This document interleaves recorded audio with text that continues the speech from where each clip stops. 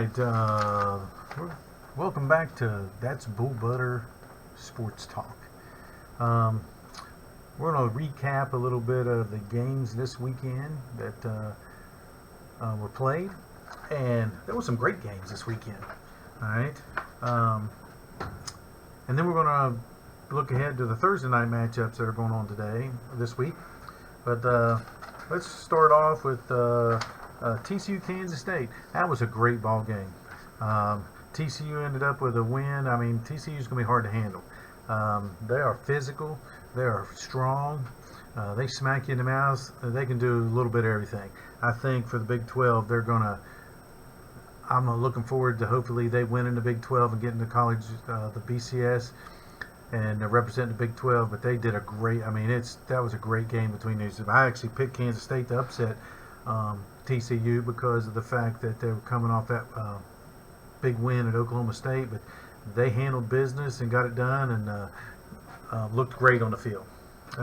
Texas, Oklahoma State actually battled back and hung on for a big win against Texas. Sarkisian, I don't know what the deal is with him. He's up and down with the coaches and all that kind of stuff.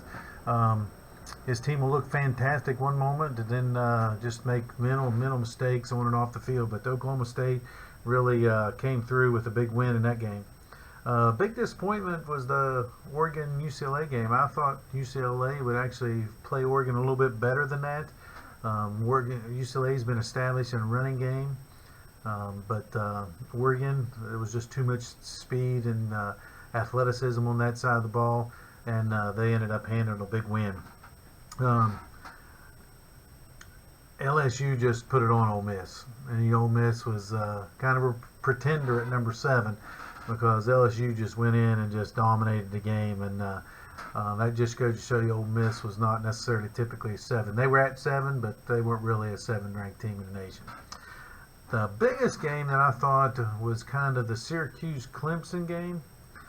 I just thought Clemson would handle this, but Syracuse proved me wrong in that game. They actually are better than I thought they were. Actually, I thought that the referees kind of took that game away from Syracuse with a couple big calls at the end. Clemson comes in with a freshman quarterback and gets a late hit out of bounds to keep a drive going that was just a push. But then the exact same play happened with the Syracuse quarterback, but it was actually more violent. I mean, the Clemson guy tackled him out of bounds and threw him out of bounds, and no flag was thrown, and that could have continued to play. So I really thought that the striped shirts got a little too involved in that game and really took the game and momentum away from Syracuse. And Clemson ended up holding off for the win, but I think Syracuse, they actually won that ball game, and the score doesn't say that, but I think everybody was watching the game realized that Syracuse was the much better team than Clemson was at the time. And looking forward to Thursday night games this week, we've got North Carolina State and Virginia Tech. North Carolina State's a 13.5 point favorite. North Carolina State was a preseason pick for a bunch of people to win the ACC, and they're just not getting it done offensively. Their defense looks really good. I think Virginia Tech's going to have a hard time scoring against them. So the 13.5 may happen, but North Carolina State, their quarterback has got to step up and start showing that he can play. He was voted as one of the top ACC quarterbacks beginning of the year, and I don't think he's lived up to that bill yet. They're struggling offensively. Luckily, they have a great defense, but that should be North Carolina State should handle that game, especially at home. Then you got Utah versus Washington State. Utah is a favorite by 7.5. I really like the Utes. I mean, their quarterback, he just gets it done. They line up and smack you in the mouth. They'll run the ball if they need to.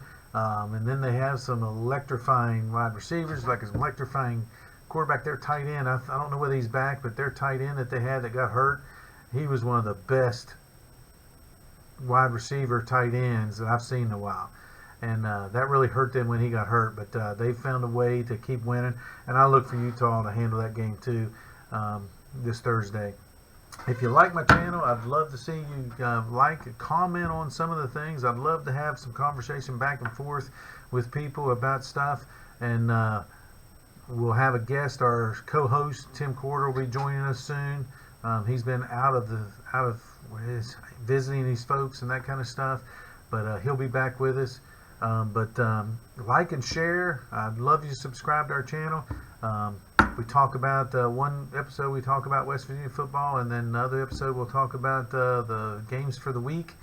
Our next episode we'll talk about next week's games, next Saturday games, besides the Thursday games. But I'm real excited about the Thursday night games. I think North Carolina State and Virginia Tech will be a good game. But this weekend there's going to be some great games coming up, and look forward to having you. But I'll tell you one thing, what's bull butter right now, that's bull butter, is trust the climb is not trusting the climb right now for the West Virginia Mountaineers. I mean, that's just bull butter how they played this weekend. So hopefully they get back on track, and hopefully some of these other teams get back on track, and we'll find out here halfway through the season who those teams are and who those pretenders are. Have a great day.